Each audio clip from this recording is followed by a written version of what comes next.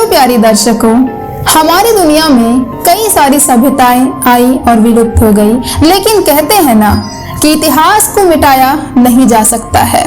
इतिहास हमेशा हर चीज की गवाह दे ही देती है।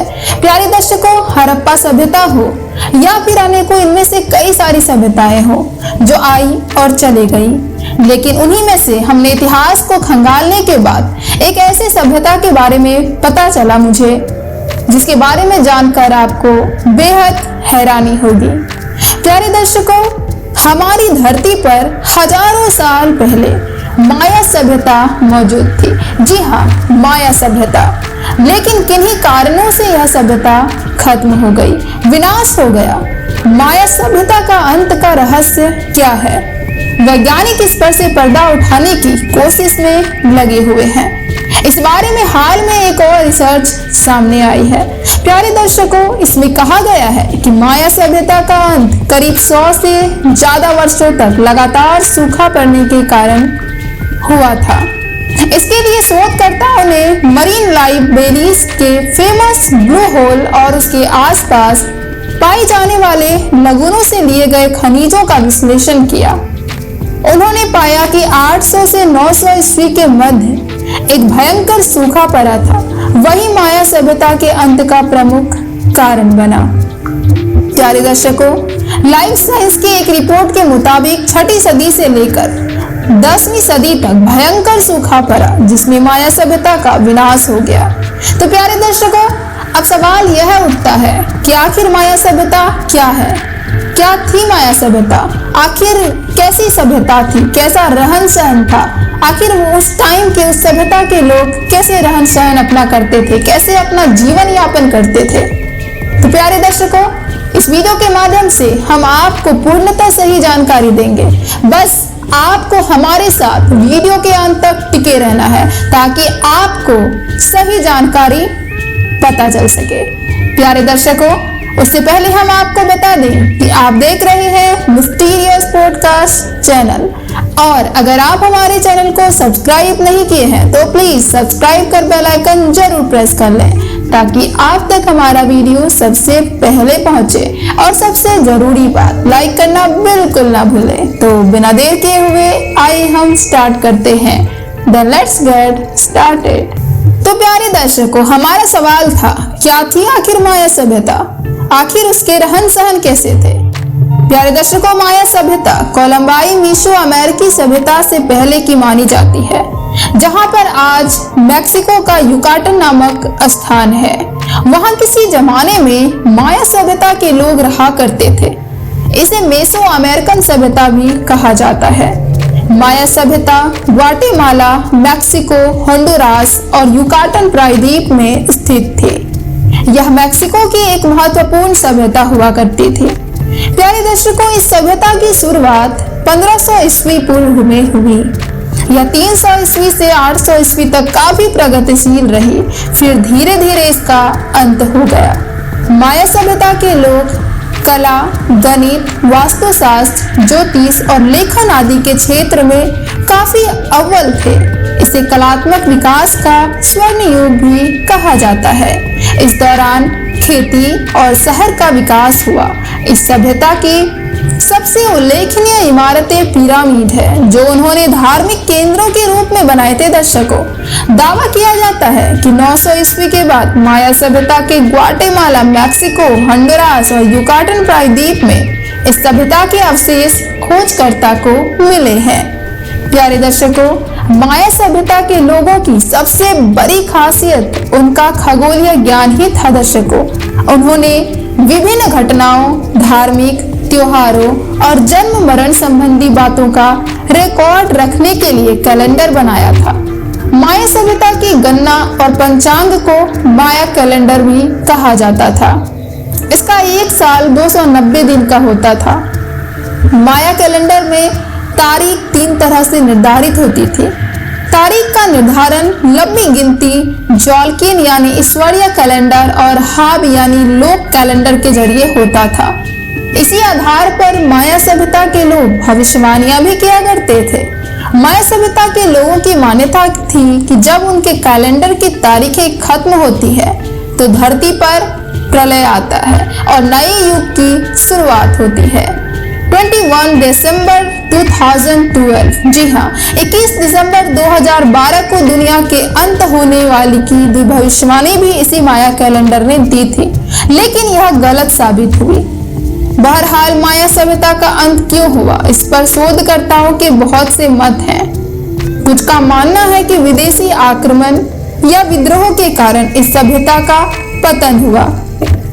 कुछ कहते हैं कि प्राकृतिक आपदा जैसे सूखा या महामारी के कारण यह सभ्यता खत्म हुई, लेकिन इस सभ्यता के खत्म होने का सही कारण क्या है, इस वीडियो में हम जानेंगे।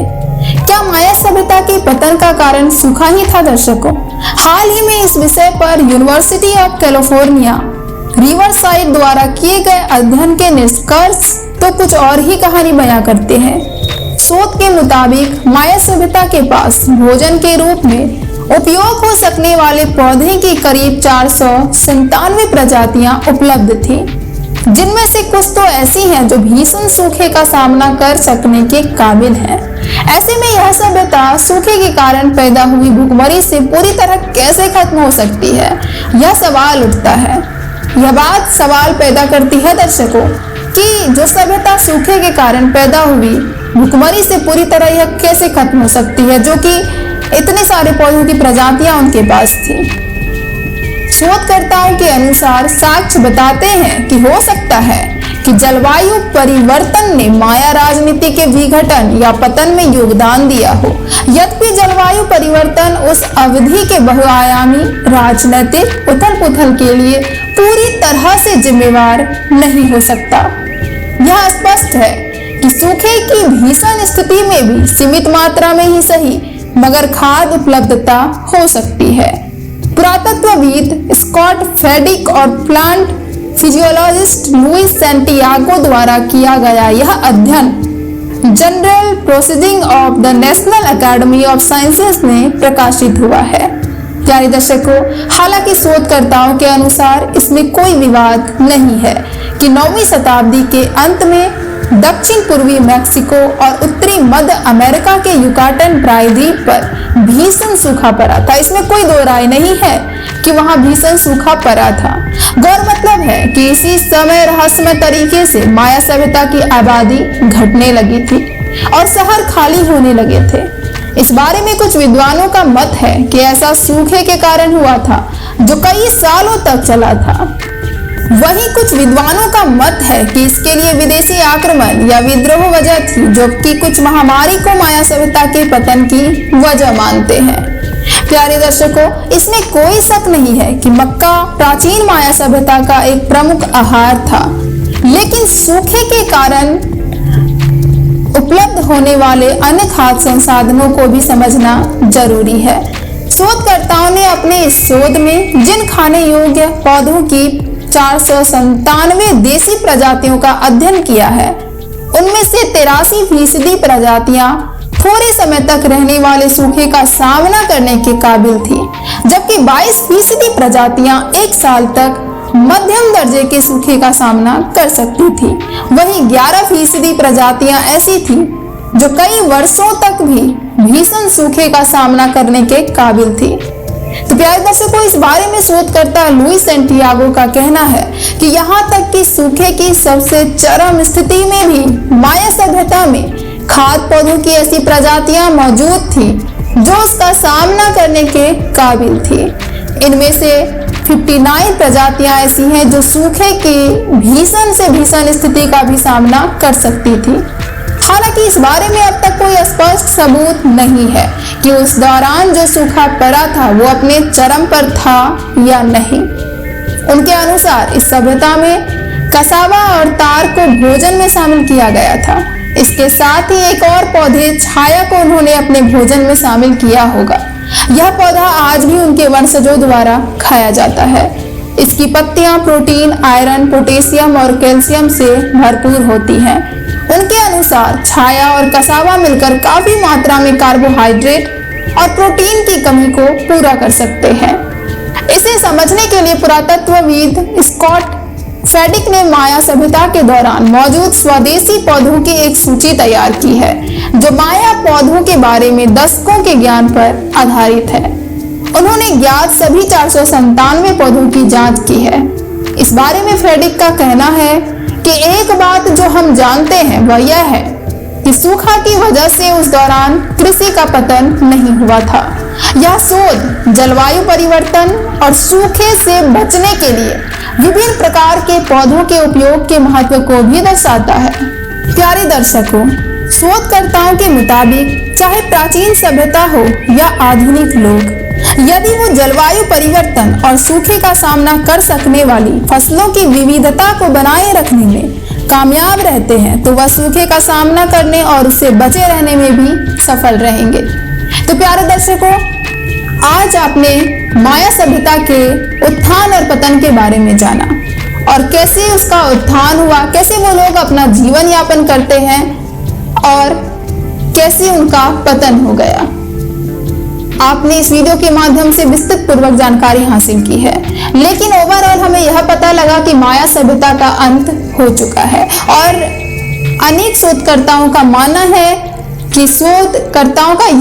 है कि सूखे होने के कारण, सुखाड़ पड़ जाने के कारण माया सभ्यता का पतन हो गया। लेकिन पतन हो गया, लेकिन हमारे इतिहास में माया सभ्यता का एक बहुत बड़ा छाप है जो हमारा हिस्सा बनती है और हमें काफी कुछ सीखने को, जानने को मिलता है। तो प्यारे दर्शकों, हमने इतिहास को खंगाला और काफी जगह रिसर्च किया, तब जाकर हमने आपके लिए माया सभ्यता के बारे में इतनी सारी जानकारी आपको दे पाई है।